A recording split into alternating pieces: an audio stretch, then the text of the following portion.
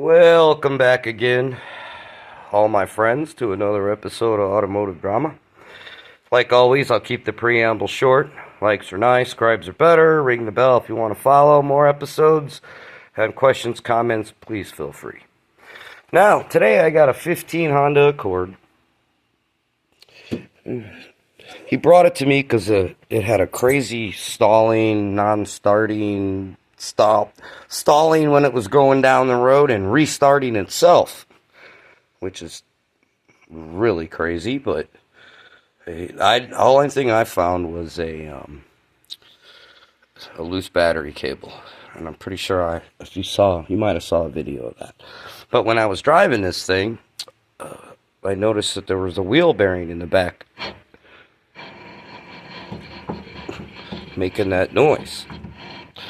It's so loud, I really couldn't tell, but I kept shifting the weight of the vehicle, cutting the wheel back and forth, cutting the wheel, and that way you can, you'll change the tone, because you're going to shift the weight of the wheel, so you're going to change the tone of the bearing grinding. Well, it was so loud, it actually sounded like it was the passenger side no matter what I did, so I lifted it up. I checked that one first, and it wasn't really bad. I spun it with the wheel off, and this thing is so loud, I should have heard something. I didn't hear anything. I took the wheel off, spun it by hand, didn't feel anything. I didn't even bother taking the rotor and the brakes apart. I came to this side, I spun the wheel, and that thunking you're hearing is because I got it partially loose. Okay, let's get to that now. Obviously, you have to take the brake caliper off. There's two 17s that hold the bracket.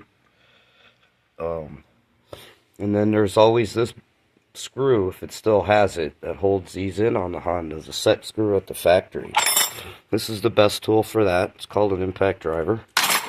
These are also 17 millimeters, and they hold the back of the bearing on. I do this professionally, so I have all the fancy tools, snap-on sockets, and 17 swivel, and blah, blah, blah. But, I mean, it's really not too hard of a job, and if you go to try to squeeze in that brake caliper, don't, because everybody should tell you, see the cable on the back of it? That means you have to turn it in, so it won't squeeze in. Just, let's be clear on that one. Unless you turn it with a special tool, or so even in a pinch, I've used a C-clamp and either a screwdriver or some pliers, and actually got them to spin in. But I do have the tool. It fits pretty much all of them, but, you know, like I said, in a pinch, you could get away with that one. Anyways, thanks again for tuning in to another episode of Automotive Drama. And, like I said, likes are nice, subscribes are better. And stay tuned for more episodes. Thanks again, my friends.